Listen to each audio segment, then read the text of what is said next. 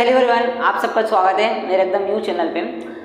दोस्तों, आपके साथ में भी कई बार ऐसी घटना घटती होंगी कि एकदम इंग्लिश के सिंपल से सिंपल सेंटेंस आपसे ट्रांसलेट नहीं होते। फॉर द एग्जांपल, जैसे मैंने बोला कि मैं डांसर हूँ, मैं टीचर हूँ, तुम मेरे दुश्मन हो, तुम मेरी दुनिया हो, तुम मेरा जहाँ हो, तुम मेरा सब कुछ हो। ये ऐसे सिंपल सेंटेंस को कैसे इंग्लिश में ट्रांसलेट करें, तो मैं आपके लिए बहुत मज़ेदार वीडियो लेकर आया हूँ और एकदम बेसिक से बताऊँगा कि सेंटेंस को ट्रांसलेट कैसे करते हैं। तो बिना टाइम वेस्ट किए हम वीडियो स्टार्ट करते हैं। तो इंग्लिश के बेसिक तरीके से शुरुआत करने के लिए सबसे पहले हम जानेंगे कि हमारा सब्जेक्ट और साथ ही साथ जानेंगे कि हमारा ऑब्जेक्ट और वर्ब क्या होती है। तो हमने यहाँ पे देखिए एग्जाम्पल के तौर पे यहाँ पे लिखा है कि सब्जेक्ट का मतलब क्या होता है। सब्जेक्ट मतलब होता है कर्ता, जो कि क्या काम करता है, जो कार्य को करता है, तो वो क्या कहलाता है, सब्जेक्ट। फॉर द एग्जाम्पल में अभी मैं यहाँ पे क्या कर रहा हूँ, मैं कुछ कार्य कर रहा हूँ, मैं पढ़ा रहा हूँ, तो मैं कुछ कार्य कर रहा हूँ, यानी जो व्यक्ति जहाँ पर कुछ कार्य कर रहा है तो क्या कहलाएगा, सब्जेक्ट कहलाएगा। लेकिन वो किस चीज़ के ऊपर कार्य कर रहा है, कुछ उसके पास में वस्तु या स्थान तो होना ही चाहिए जिसके ऊपर वो काम करे, तो वो आता है हमारा ऑब्जेक्ट। ऑब्जेक्ट का मतलब होता है कर्म, यानी जिस चीज के ऊपर कार्य किया जाता है वो क्या कहलाता है, हमारा ऑब्जेक्ट कहलाता है। अब देखेंगे कि हमारे सब्जेक्ट कितने प्रकार के होते हैं। तो there are two types of subject as we know that. जैसे एक होता है सिंगुलर और एक होता है प्लूरल। सिंगुलर के अंदर हमारे सब्जेक्ट होते हैं ही, शी, इट, नेम, और प्लूरल के अंदर हमारे सब्जेक्ट होते हैं आई, यू, वी और दे होते हैं। अब यहाँ तक के भी क्लियर हो गया। तो ही का मतलब होता है वहां पर वह, लेकिन किसके लिए, बॉयज के लिए। शी का मतलब होता है वहां पर वह, लेकिन किसके लिए, गर्ल्स के लिए। इट का मतलब होता है यह, लेकिन किसके लिए, निर्जीव वस्तु के लिए, जो चीज सांस नहीं लेती है। फॉर द एग्जाम्पल ये पेन सांस लेता है, नहीं लेता है। ये मार्कर है वैसे तो। ये बोर्ड सांस लेता है, नहीं लेता है। जो चीज सांस नहीं लेती उसके लिए इट लगेगा, और इट का मतलब होता है यह। नेम किसी का भी नाम रमो पल्लो जो भी आता है। इसी प्रकार से आई का मतलब होता है मैं, और यू का मतलब तुम, वी का मतलब हम, और दे का मतलब वे। यहाँ तक कि क्लियर हो चुका हूँ। तो अब हम जानेंगे कि वर्ब मतलब क्या होता है। वर्ब मतलब होता है क्रिया, जो कि कितने प्रकार की होती है, दो प्रकार की होती है। एक होती है हेल्पिंग वर्ब और एक होती है मेन वर्ब। हेल्पिंग वर्ब का मतलब होता है सहायक क्रिया, जो कि समय का बोध करती है। जैसे आप सब जानते होंगे कि काल कितने प्रकार के होते हैं। काल हमारे तीन प्रकार के होते हैं। एक होता है प्रेजेंट, एक होता है पास्ट और एक होता है फ्यूचर। अभी फिलहाल में जो प्रेजेंट चल रहा है, तो हम उसके लिए क्या यूज करेंगे, तो हम प्रेजेंट के लिए इज एम आर का यूज करेंगे, लेकिन काय में एकदम बेसिक सेंटेंस में।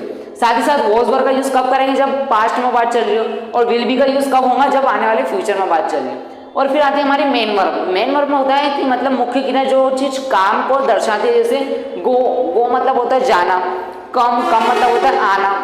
इसी प्रकार से स्लीप मतलब क्या होता है, सोना। अब वो सोना वाला सोना कि सोना चांदी वाला सोना, सोना वाला सोना। अब इसके अंदर गो, अब अपन कहीं पर जाते हैं, जैसे स्कूल वगैरह जाते हैं, तो क्या हवा में उड़ के चले जाते हैं, स्पाइडरमैन की तरह नहीं जाते। हम क्या करते हैं कि हमारे पाँव का यूज करते हैं, फिर हाथ पे बैग में जो भी काम रहता है वो उसका यूज करके आते हैं। फॉर एग्जाम्पल खाना खाते हैं, तो खाना ऑटोमेटिक पेट में थोड़ी ना चल जाता है, हाथ से बकायदा खाया करते हैं हम खाना। तो वहाँ पे जो चीज कार्य होता है वो क्या कहलाता है, हमारा मेन वर्ब। और इसके अंदर समझ लो कि हम मेन वर्ब का यूज नहीं करेंगे, क्योंकि हमारे को क्या दर्शाता है, कुछ काम करने को दर्शाता है। लेकिन जो मैं आपको बताने वाला हूँ चीज सिंपल सेंटेंस के लिए, ये काम नहीं दर्शाता है। ये कुछ ऐसी चीजें बताता है जहाँ पर कोई चीज हो या थी या होंगी या होने वाली है, ये चीजें बताते हैं। तो हम अभी स्टार्ट करेंगे प्रेजेंट से। प्रेजेंट के अफर्मेटिव का स्ट्रक्चर है subject plus is am are plus object, मतलब है, हूँ या हो, जो कि अभी फिलहाल में तुम हो, मैं हूँ। जैसे मैं यहाँ पे टीचर हूँ, आप एक स्टूडेंट हो, ये एक मोबाइल है, ये एक मार्कर है। इसी प्रकार से सेंटेंस बनते हैं इसके। अब जो चीज है उसके लिए हम ये इज या एम या आर लगाएंगे। तो ये किस किस के साथ लगता है, तो सिंगुलर में ही, शी, नेम के साथ में इज लगता है, आई के साथ में एम लगता है, बाकी यू, वी, दे के साथ में आर लगता है। इतना आपने नोट कर लेना और ध्यान से देखना। ही, शी, नेम के साथ क्या लग रहा है, इज लग रहा है। ही, शी, नेम के साथ इज, आई के साथ एम, आई के साथ एम, और यू, वी, दे के साथ आर लग रहा है। जैसे मैंने यहाँ पे सेंटेंस लिखा कि मैं शिक्षक हूँ, तो मैं के लिए क्या लिखूंगा, मैं यहाँ पे आई लिखूंगा। क्या लिखूंगा, आई। यहाँ पे आई के साथ क्या लग रहा है, एम लग रहा है, तो आई एम। अब शिक्षक को इंग्लिश में क्या बोलते हैं, टीचर बोलते हैं। यहाँ पे सेंटेंस क्या बन गया, आई एम टीचर। कभी बोलते हैं कि मैं डांसर हूँ, तो आई एम डांसर। मैं प्रोफेसर हूँ, आई एम प्रोफेसर। अब मैंने यहाँ पे सेंटेंस लिखा कि तुम डांसर हो, तो तुम के लिए क्या लिखूंगा मैं, यहाँ पे तुम के लिए यू लगता है, तो यहाँ पे मैंने यू लिख दिया। अब यू के साथ क्या लगा रहे हैं अपन, आर लगा रहे हैं, तो यू आर। डांसर को डांसर ही कहेंगे हम। सेंटेंस क्या बन गया, यू आर डांसर। कभी मैंने यहाँ पे लिखा कि यहाँ पे लिखा है कि यह पेन है। अब पेन सांस लेता है क्या, मैंने बताया था जो चीज सांस नहीं लेती उसके लिए क्या लगता है, ईट लगता है। अब ईट के साथ में यहाँ पे क्या लग रहा है, इज लग रहा है, तो ईट इज पेन को इंग्लिश में बोलते हैं पेन। सिंपल सा सेंटेंस, इट इज पेन। यहाँ तक क्लियर हूँ आपका। जैसे मैंने सेंटेंस बनाया कि मैं टीचर हूँ, आई एम टीचर। तुम टीचर हो, यू आर टीचर। अब मैंने कि राधा टीचर है, तो राधा तो एक नाम हो गया, तो यहाँ पे नेम आएगा राधा। और उसके साथ में इज लगता है, तो राधा इज टीचर। मैंने ये मार्कर है, इट इज मार्कर, ये बोर्ड है, इट इज बोर्ड, ये पंखा है, इट इज फैन, ये चेयर है, इट इज चेयर। समझ में आएगी सेंटेंस कैसे बनेंगे? जहां पर जो चीज फिलहाल में है या कोई व्यक्ति जो है तो उसके लिए क्या लगाएंगे अपन, इज, एम और आर लगाएंगे। लेकिन जैसे मैंने कि मैं तो पागल था, अब मैंने था बोल दिया, तो था के लिए क्या लगेगा, तो वो अलग चीज होती है, वो पास्ट की बात कर रहा हूं मैं। इसके अंदर एक ऐसा होता है, इसके अफर्मेटिव का स्ट्रक्चर है subject plus was work plus object, मतलब था थे थी। जैसे आप बचपन में पागल थे, मैं भी पागल था, लेकिन अभी है क्या, नहीं है। जैसे कि पहले एक पेन था लेकिन अभी है क्या, नहीं है, तो एक मार्कर है। तो इसी प्रकार से मैंने यहाँ पे सेंटेंस लिखा कि पहले मैं सिंगर भी था, तो मैंने लिखा कि मैं सिंगर था। तो आपको पहले ये बता दूं कि ये जो वॉज वर है किस किस के साथ में लगते हैं। इसके अंदर भी अलग होता है कि सब्जेक्ट हमारे दो प्रकार के, एक सिंगुलर और प्लूरल। इसमें जो सिंगुलर सब्जेक्ट है वो ही, शी, इट, नेम और आई होते हैं। अब तुम बोलोगे कि सर आई यहाँ था प्लूरल में, वो सिंगुलर में कैसे आ गया?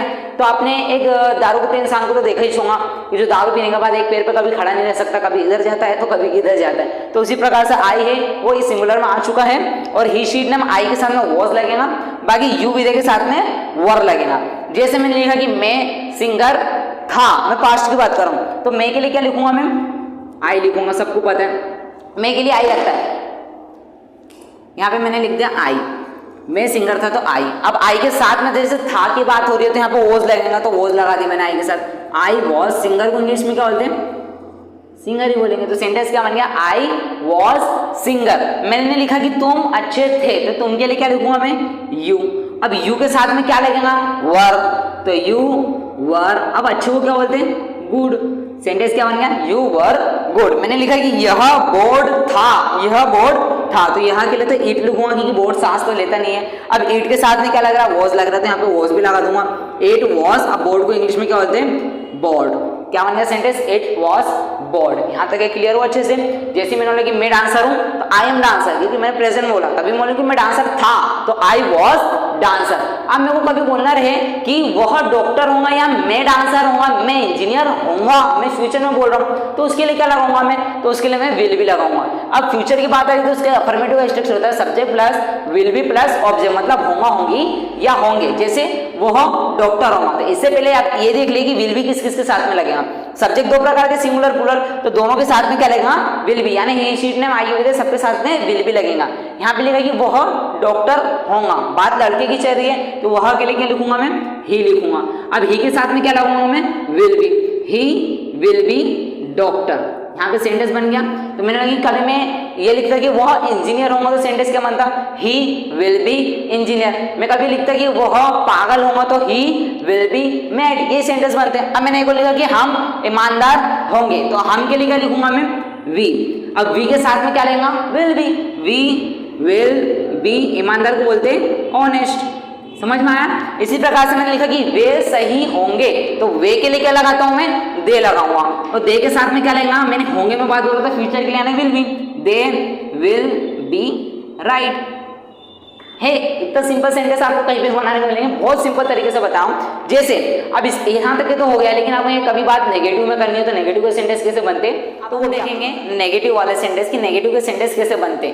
जैसे अपन कहीं भी जाते हैं डॉक्टर के पास, किसी के पास में, तो अपन उनको बोलते नहीं कि क्या आप ही डॉक्टर हो, तो कोई डॉक्टर नहीं होते, तो क्या बोलते हैं, नहीं मैं डॉक्टर नहीं हूँ, नहीं मैं इंजीनियर नहीं हूँ, कोई ऐसी बात ही होती है। तो यहाँ पे जैसे कि मैं शिक्षक हूँ, तो सिंपल सा सेंटेंस बनता है आई एम टीचर। कभी मैंने बोला कि मैं शिक्षक नहीं हूँ, तो इसके लिए क्या लगेगा, तो इसका स्ट्रक्चर आता है subject plus is am are plus not plus object. याद रखना कि हमारा नॉट कितने नंबर पर रहेगा, थर्ड नंबर पर रहेगा। चाहे आंधी आ जाए, तूफान आ जाए, बाढ़ आ जाए या कुछ भी हो जाए, लेकिन नॉट कितने नंबर पर रहेगा, हमारा थर्ड नंबर पर रहेगा। जैसे मैंने बोला कि मैं शिक्षक नहीं हूं, तो मैं के लिए तो आई लगाऊंगा, मैं आई के साथ एम लगेगा, आई एम। नहीं के लिए क्या लगेगा, not, I am not teacher है। Easy sentence. जैसे बोला कि मैं डांसर नहीं हूँ, आई एम नॉट डांसर। मैं प्रोफेसर नहीं हूँ, आई एम नॉट प्रोफेसर। मैं जादूगर नहीं हूँ, आई एम नॉट मैजिशियन। मैं यहाँ नहीं हूँ, आई एम नॉट हियर। मैं इंदौर में नहीं हूँ, I am not in Indore. यहाँ तक क्लियर होगा, अच्छे से समझ में आया।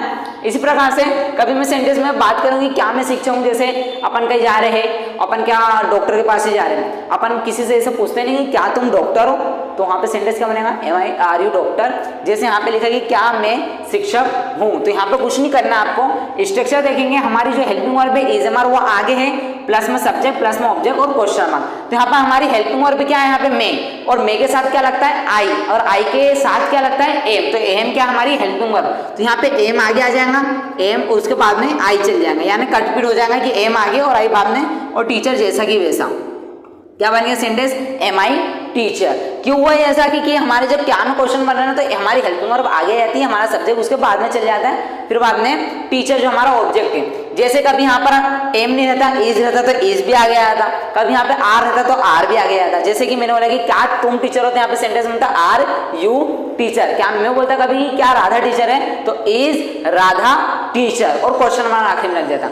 आई थिंक ये क्लियर हो चुका हूँ आपका। अब हम बात करें पास्ट की। पास्ट भी सेम ऐसी है, जैसे मैंने सिंपल सा सेंटेंस लिखा था कि मैं सिंगर था, तो आई वॉज सिंगर। मैंने लिखा कि मैं सिंगर नहीं था, तो यहाँ पे क्या बन जाएगा sentence, I was not singer.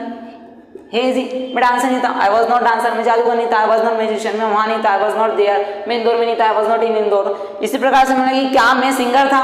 अब तो आप ही बता दूंगी कि वॉज आगे आ जाएगा, आई इधर चल जाएगा, वॉज आई सिंगर। इसी तरीके से हमारा फ्यूचर भी है, उसके अंदर मैंने सेंटेंस लिखा था कि वह डॉक्टर होगा, तो ही विल बी डॉक्टर बना था सेंटेंस। लेकिन इसके अंदर थोड़ा सा डिफरेंट है कि इसके अंदर नेगेटिव सेंटेंस में subject plus will plus not plus be plus object है। कि अपना रूल्स क्या है कि नॉट को कितने नंबर पे रखना, अपने को 3rd नंबर पे रखना है। तो दोनों भाइयों की जोड़ी को क्या कर दिया हमने, तोड़ दिए। तो वो मैंने लिखा कि वो डॉक्टर नहीं होगा, तो यहाँ पे सेंटेंस बनेगा ही के बाद में क्या लगा, विल के बाद में नॉट, बाद में बी, बाद में डॉक्टर। सेंटेंस बन गया, he will not be doctor. मैंने लगा कि मैं इंजीनियर नहीं होगा, I will not be engineer. तुम इंजीनियर नहीं होंगे, you will not be engineer. Is it clear. इसके बाद में ये क्वेश्चन बन रही है क्या होगा, डॉक्टर होगा, तो यहाँ पे क्या बनेगा, will आगे आ जाएगा, will बाद में he be डॉक्टर और question mark, will he be doctor. क्योंकि इंटरोगेटिव में विल है, इधर सब्जेक्ट आ गया ही हमारा, उसके बाद में बी आ गया, ऑब्जेक्ट आ गया हमारा डॉक्टर। आप सबको क्लियर हो ही चुका होगा कि हमारे बेसिक में एकदम इजी सेंटेंस कैसे बनते हैं और कैसे ट्रांसलेट होते हैं। और यदि आपको वीडियो पसंद आती है तो वीडियो को लाइक जरूर करिएगा और हमारे चैनल को सब्सक्राइब जरूर करिएगा। इसका पार्ट 2 भी बहुत जल्दी आने वाला है। Thank you everyone.